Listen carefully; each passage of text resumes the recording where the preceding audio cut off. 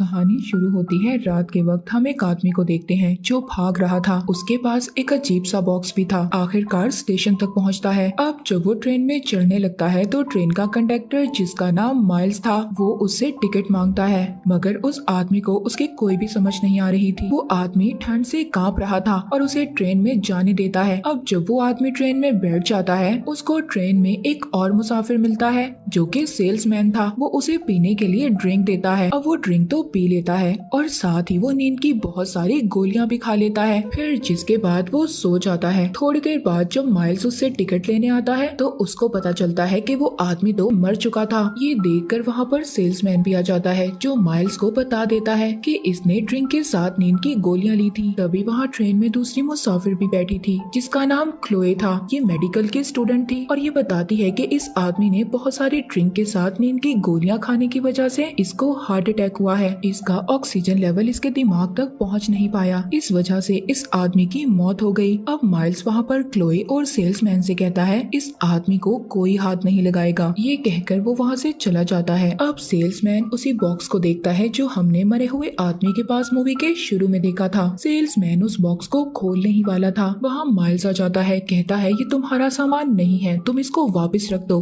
ये सुनकर वो बॉक्स को वापस रख देता है, लेकिन उस सेल्समैन के दिल में अभी भी लालच थी। वो माइल्स के जाते ही उस बॉक्स को खोल लेता है जिसमें वो कुछ अजीब चीज देखता है। उसकी आंखें खुली की खुली रह जाती हैं और भागकर माइल्स के पास जाता है जो हेड ऑफिस में फोन करके उस मरे हुए आदमी के बारे में बताने वाला था। लेकिन वो सेल्समैन उसको रोक लेता है और उसे भी वो बॉक्स देखने का कहता है। वो जब उस बॉक्स के पास जाता है जिसे क्लोई देख रही थी, माइल्स वो बॉक्स देखकर काफी ज्यादा हैरान हो जाता है। अगर माइल्स अभी भी यही सोच रहा था कि बॉक्स उस मरे हुए आदमी का है। अब सेल्समैन जो बहुत लालची था वो कहता है देखो इस बॉक्स की कीमत बहुत ज्यादा है, हम इसे बेच देंगे जिससे हमें पैसे मिलेंगे और हम इसे आधे आधे कर लेंगे। लेकिन माइल्स उसकी बात नहीं सुनता और कहता है तुम्हारे सामने उस आदमी का हाल तुम देख चुके हो और जब इस बॉक्स का मालिक इसको ढूंढते हुए यहाँ तक आएगा तो हम क्या करेंगे? तुम दोनों तो मुसाफिर हो, चले जाओगे, मगर मुझे इसी ट्रेन में ही रहना है। सेल्समैन कहता है तुम चाहो तो ये नौकरी छोड़ भी सकते हो, पर माइल्स नहीं मानता। तभी पीछे से क्लोई बोलती है हम किसी को बताएंगे ही नहीं इस आदमी के बारे में कि ये ट्रेन में ही मर गया है, और तुमने ही तो बताया है इसने टिकट भी नहीं लिया था और इस बारे में किसी को पता भी नहीं चलेगा जब कोई रिकॉर्ड ही नहीं होगा कि वो इस ट्रेन में आया भी था या नहीं। क्लोए वहाँ पर नक्शा देखकर बोलती है कुछ देर बाद ये ट्रेन नदी के पास से गुजरेगी, हम ऐसा करेंगे इस आदमी की लाश को नदी में गिरा देंगे। मगर माइल्स अभी भी इस बात के लिए नहीं मानता 29 minutes 16 seconds. और वहाँ से चला जाता है। तभी क्लोए सेल्समैन से कहती है क्या फायदा तुम्हारे सेल्समैन होने का, तुम अभी तक एक कंडक्टर को नहीं मना पाए, उसने अभी तक हेड ऑफिस फोन नहीं किया, उस आदमी के बारे में नहीं बताया कि वो मर चुका है। तभी वहाँ पर माइल्स आ जाता है जिसके पास वही बॉक्स था। वो इनके सामने ही उस बॉक्स को एक बड़े डब्बे में लॉक कर देता है। अब जब ये दोनों इसे दोबारा समझाते हैं तो माइल्स भी अब इनका साथ देने के लिए तैयार हो गया था। माइल्स अब कहता है इस लाश को हम ट्रेन के उस डब्बे तक लेकर जाएंगे जहां सब मुसाफिरों का सामान है, और फिर इस लाश को हम एक सूटकेस में बंद कर बाहर फेंक देंगे। जिसके बाद सेल्समैन ट्रेन में बैठे सभी मुसाफिरों का ध्यान भटकाने लगता है और माइल्स और क्लोए उस आदमी को व्हील चेयर पर बिठाकर वहां तक ले आते हैं। लेकिन वहां पर जो सूटकेस इन्हें मिलता है उसमें लाश पूरी ही नहीं आ रही थी। इस बात पर सेल्समैन को बहुत गुस्सा आता है। वो कहता है क्या फायदा हुआ हमें इस लाश को यहाँ तक लाने का। तभी क्लोए वहाँ पर किचन से बड़ा सा चाकू लेकर आती है। हम इस लाश को काटकर सूटकेस में रख देंगे, तब तो ये पूरी आ जाएगी ना। मगर माइल्स उसको ऐसा करने से मना कर रहा था। तभी वहाँ की लाइट जलने बुझने लगती है और इसी बात का फायदा उठाकर क्लोए उस मरे हुए आदमी का सर काट देती है और कहती है अब तो तुम पुलिस को नहीं बुला सकते, तुम्हारे पास कोई सबूत ही नहीं होगा कि इस लाश का सर कैसे कट गया, और मेरे बारे में तो तुम बिल्कुल नहीं बताओगे। क्लोए बहुत ही बेरहमी से लाश के जिस्म के हिस्सों को काट देती है और सूटकेस में बंद कर देती है, और नदी के आते ही ये सूटकेस को उसमें फेंक देते हैं। मगर तभी वहाँ दूसरा कंडक्टर आ जाता है जो वहाँ का खुला दरवाजा देखकर उसे बंद करने चला जाता है। सेल्समैन और माइल्स दोनों बाहर ही रह गए थे जो सूटकेस को पानी में फेंकने गए थे। क्लोई भी वहाँ का दरवाजा नहीं खोल सकती थी क्योंकि वो कंडक्टर लॉक कर गया था। बाहर भी काफी ज्यादा ठंड थी। माइल्स और सेल्समैन ठंड से कांप रहे थे। वो ठंड की वजह से जमने लगते हैं। क्लोई जल्दी से चाबियां लेकर दरवाजा खोलने जाती है, मगर जैसे ही वो दरवाजा खोलने लगती है तभी उन चाबियों में उसे वो चाबी मिल जाती है जो उस लॉक की थी जिसमें माइल्स ने उस बॉक्स को छुपाया था। अब ये देखकर वो दरवाजा नहीं खोलती और उस बॉक्स को लेने भागती है क्योंकि ये अकेले ही उस बॉक्स को लेना चाहती थी। लेकिन अचानक से उसके पास ट्रेन की छत से माइल्स आ गया था और अब वो दरवाजा खोलकर सेल्समैन को भी बचा लेता है। अब ये तीनों दोबारा से उस बॉक्स के पास जाते हैं, मगर वो बॉक्स इनसे नहीं खुलता। माइल्स बहुत कोशिश करता है मगर वो बॉक्स तो खुलने का नाम ही नहीं ले रहा था।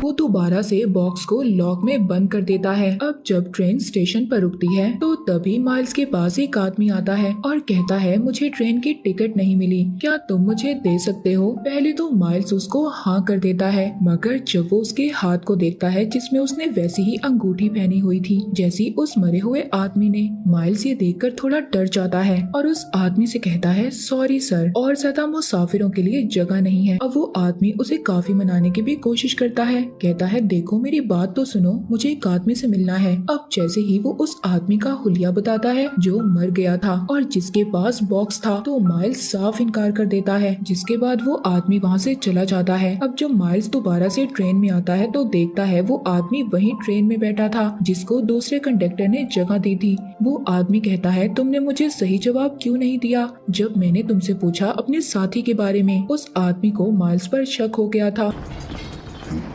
वो क्लोई और सेल्समैन पर भी गन कर लेता है और कहता है, मैं यहाँ पर जो लेने आया हूँ वो मुझे दे दो। ये आदमी भी दरअसल उसी बॉक्स के पीछे आया था। माइल्स उसको वो बॉक्स दे देता है और जैसे ही वो आदमी उस बॉक्स को पकड़ता है वो बहुत गर्म था जिससे उसकी गन नीचे गिर जाती है। इस बात का फायदा उठाकर सेल्समैन वो गन उठा लेता है और उसी आदमी की तरफ कर देता है, मगर वो आदमी कहता है, देखो मुझे ये बॉक्स खत्म करने दो, मेरे पास इसकी चाबी है, वरना ना जाने कितने आदमी इस बॉक्स के पीछे आएंगे और ऐसे ही मारे जाएंगे। सेल्समैन कहता है, ठीक है तुम इसे खत्म कर दो, पर इसमें जो खजाना है वो मुझे दे दो। वो आदमी समझ चुका था कि इसने इस बॉक्स के अंदर देखा है। वो उसे बताता है, जो भी इस बॉक्स के अंदर देखता है वो सुबह का सूरज निकलने से पहले मर जाता है। अब जैसे ही बातों में लगाकर वो आदमी सेल्समैन से गन छीनता है, उनकी आपस में लड़ाई हो जाती है और गोली लगने की वजह से वो आदमी मर जाता है। यहाँ पर हमें पता चलता है कि इन तीनों को उस बॉक्स में अलग अलग चीजें नजर आई थी। जैसे ही अगले स्टेशन पर ट्रेन रुकती है, अब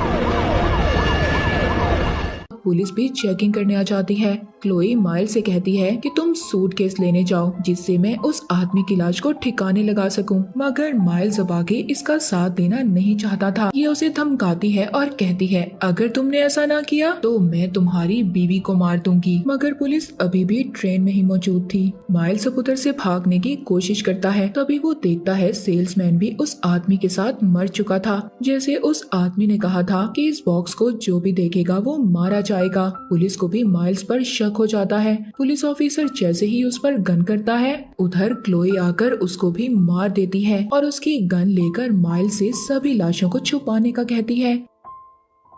लेकिन अब वो उसको समझाता है, देखो समझने की कोशिश करो, अगर हमने इस बॉक्स को खत्म नहीं किया तो ये पता नहीं कितने लोगों की जान लेगा। अब माइल्स उस बॉक्स को लेने जाता है, मगर वो तो उस जगह पर था ही नहीं। ये क्लोई को उसी जगह बंद कर भाग जाता है जहाँ पर इसने उस बॉक्स को छुपाया था। ये दूसरे कंडक्टर के पास आता है जिसके पास उस लॉक की चाबी थी। ये उसे वो बॉक्स मांगता है, मगर वो तो देने से साफ इनकार कर देता है, कहता है वो बॉक्स तो मेरा है।